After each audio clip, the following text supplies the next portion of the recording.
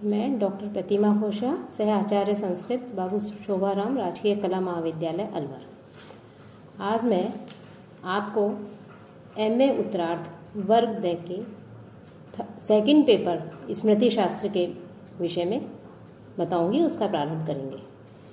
वर्ग द में 3 पेपर है, उसमें सेकंड पेपर स्मृति शास्त्र है। इस सेकंड पेपर के अंदर मनुस्मृति का पहला, दूसरा और 7वां अध्याय आपके कोर्स में है। याज्ञवल्क्य स्मृति है, जिसके व्यवहार अध्याय के 1 से 7 प्रकरण आपके कोर्स में है। विश्वेश्वर स्मृति संपूर्ण है, ये आपके सेकंड पेपर में आती है। तो इस तरह से मनुस्मृति, याज्ञवल्क्य स्मृति और विश्वेश्वर स्मृति ये आपके स्मृति शास्त्र के अंतर्गत आती है, जो कि धर्मशास्त्र ग्रुप का सेकंड पेपर है। तो आज हम मनुस्मृति से प्रारंभ करेंगे। मनुस्मृति के में भारतीय हिंदू धर्म जो है उसके 2 मूल आधार बताए गए हैं, श्रुति एवं स्मृति। श्रुति एवं स्मृति दोनों ही परस्पर पूरक, एक दूसरे के पूरक एवं संबद्ध है। श्रुति शब्द से वैदिक साहित्य का बोध होता है और स्मृति शब्द से स्मृति साहित्य का। श्रुतिस्तु वेदो विज्ञेयो धर्मशास्त्रम तु वै स्मृति। स्मृति शब्द प्रायः 2 अर्थों में प्रयुक्त है। पहला, वैदिक साहित्य से इतर ग्रंथों के लिए। इनमें पाणिनीय व्याकरण, श्रोत्र सूत्र, ग्रह्य सूत्र एवं धर्मसूत्र आदि आते हैं।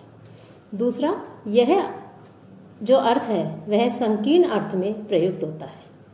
लोक में स्मृति शब्द धर्मशास्त्र तक ही सीमित अर्थ का बोध कराता है, इसलिए कहा गया है धर्मशास्त्रम तु वै स्मृति।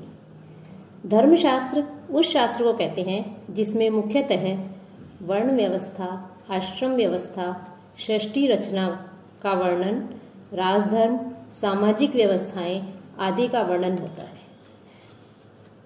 स्मृतियों और स्मृतिका की संख्या के विषय में भी बहुत विवाद है। बहुत से विद्वान हुए हैं जिन्होंने इन स्मृतियों की संख्या अलग अलग मानी है और स्मृतिकारों की संख्या भी भिन्न भिन्न बताई है, लेकिन मुख्य रूप से 18 स्मृतियां मानी गई हैं। उसमें सबसे पहले है मनुस्मृति, दूसरी है याज्ञवल्क्य स्मृति, तीसरी अत्रि स्मृति, चौथी विष्णु स्मृति, 5वीं हारित स्मृति, 6ठी उष्णस स्मृति, 7वीं अंगिरा स्मृति, 8वीं यम स्मृति, 9वीं कात्यायन स्मृति, 10वीं बृहस्पति स्मृति, 11वीं पाराशर स्मृति, 12 व्यास स्मृति, 13 दक्ष स्मृति, 14 नंबर पर गौतम स्मृति आती है, 15 पर वशिष्ठ स्मृति, 16 पर नारद स्मृति, 17 पर भृगु स्मृति और 18 पर आपस्तम्भ स्मृति आती है। ये जितनी भी स्मृतियां हैं, चाहे उनकी संख्या मुख्यतः 18 मानी गई हो या और भी विद्वानों ने मानी है, लेकिन उन सभी स्मृति ग्रंथों में सर्वाधिक प्रसिद्ध यदि कोई स्मृति ग्रंथ है तो वो है मनुस्मृति। कौटिल्य के अर्थशास्त्र में भी मनु के नाम का उल्लेख मिलता है। बाह्य एवं अंतः साक्ष्यों के आधार पर मनुस्मृति की रचना ईसा पूर्व 2य शताब्दी तथा ईसा के अनंतर 2य शताब्दी के मध्य मानी जाती है। 2य शताब्दी के बाद के अधिकांश विद्वानों, लेखकों ने मनुस्मृति को सुप्रमाणिक ग्रंथ माना है। अब मनुस्मृति क्या है कि मनुष्य मात्र के कल्याण के लिए, अर्थात मनुष्य मात्र के हित के लिए मनु ने स्मृति के आधार पर जो ग्रंथ लिखा है वह मनुस्मृति कहा जाता है। मनुस्मृति की प्रतिपाद्य विषय वस्तु क्या है?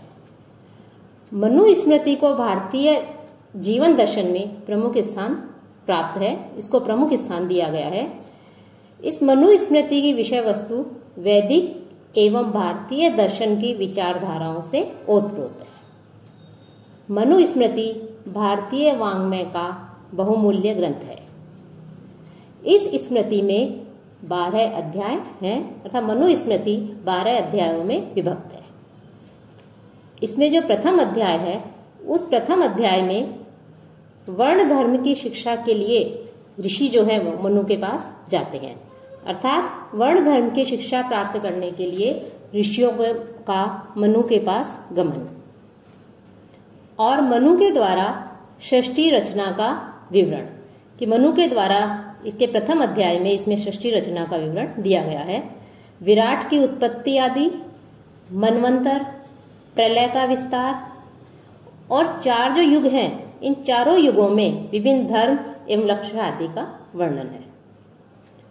द्वितीय अध्याय, मनुस्मृति के द्वितीय अध्याय में धर्म का लक्षण, धर्म का स्वरूप, धर्म का क्षेत्र, धर्मशास्त्र के अधिकारी, अर्थात मनुस्मृति का अध्ययन करने के लिए धर्मशास्त्र के अधिकारी का निर्णय, ब्रह्मावर्त, ब्रह्मर्षि देश, मध्य देश और आर्यावर्त की सीमाएं, जो संस्कार बताए गए हैं उन संस्कारों की आवश्यकता, कि संस्कारों की आवश्यकता क्यों है, इसका वर्णन भी द्वितीय अध्याय में वर्णित है। जात कर्म, नामधेय, चूड़ा कर्म, उपनयन आदि संस्कारों का इसमें वर्णन है। साथ ही साथ जो वर्ण है उन वर्णों के उपनयन का उचित समय क्या है उसका भी इसमें वर्णन है। मेखला, यज्ञोपवीत, दंड, मृगचर्म, ब्रह्मचारी के क्या कर्तव्य हैं इनका इसमें वर्णन है। ब्रह्मचारी के आचरण का वर्णन है। माता पिता एवं गुरु की सेवा के महत्व का भी इस द्वितीय अध्याय में वर्णन किया गया है। और इस विद्या ग्रहण का औचित्य क्या है इसका भी इसमें वर्णन है। साथ ही अन्य विषयों का भी इसमें समाविष्ट किया गया है, उनका भी वर्णन मिलता है। तीसरे अध्याय में समावर्तन, विवाह आदि 8 प्रकार के विवाह का इसमें वर्णन है। पति पत्नी के कर्तव्य, स्त्री प्रशंसा, पंचाहनिक, गृहस्थ जीवन की प्रशंसा, अतिथि सत्कार आदि गृहस्थ के ऊपर विशद प्रकार का वर्णन किया गया है। चौथे अध्याय में गृहस्थ आश्रम के विधि निषेध का वर्णन है।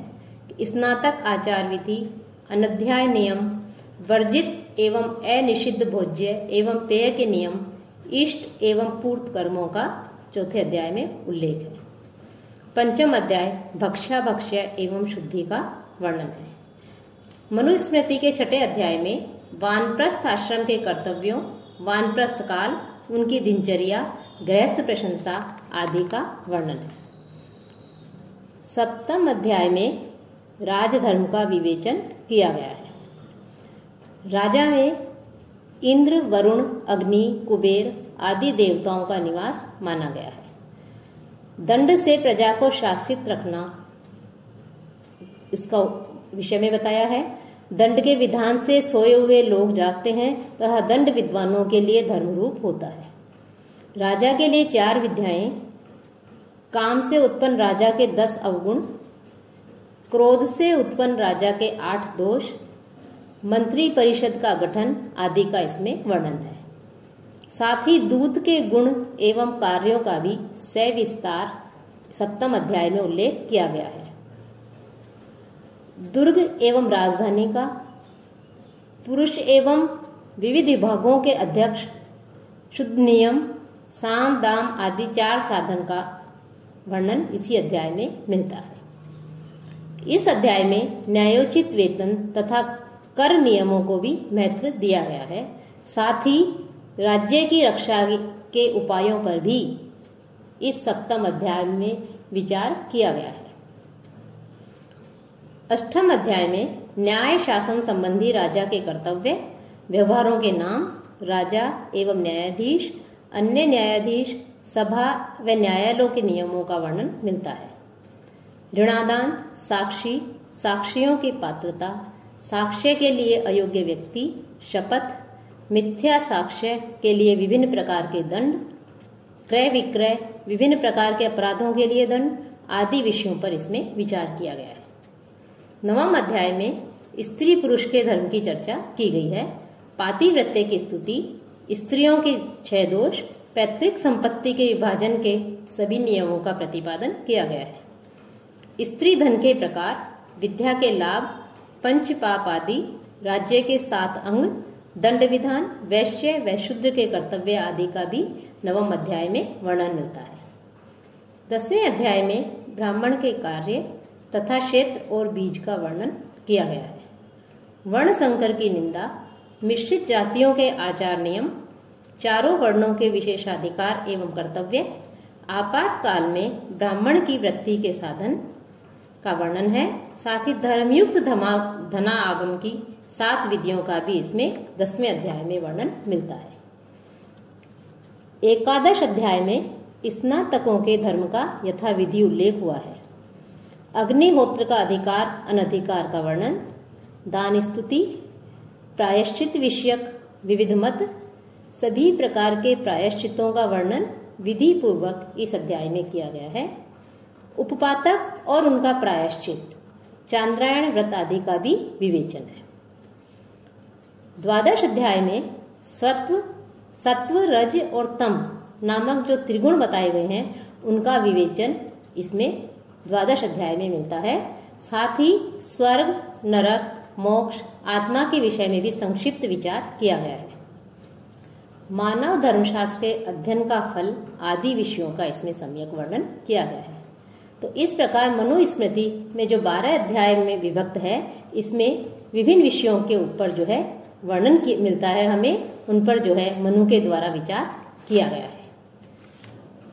एमए उत्तरार्ध वर्ग द के धर्मशास्त्र के इस प्रश्न पत्र में 3 अध्याय जो है आपके कोर्स में है, जिसमें प्रथम अध्याय, द्वितीय अध्याय और सप्तम अध्याय, ये 3 अध्याय आपको के विषय इसमें प्रश्न पत्र में समाविष्ट है। कि पहला, दूसरा और 7वां अध्याय मनुस्मृति का इसमें समाविष्ट है। तो ये आपके कोर्स में है। आप पहले अध्याय का प्रारंभ हम कल से प्रारंभ करेंगे।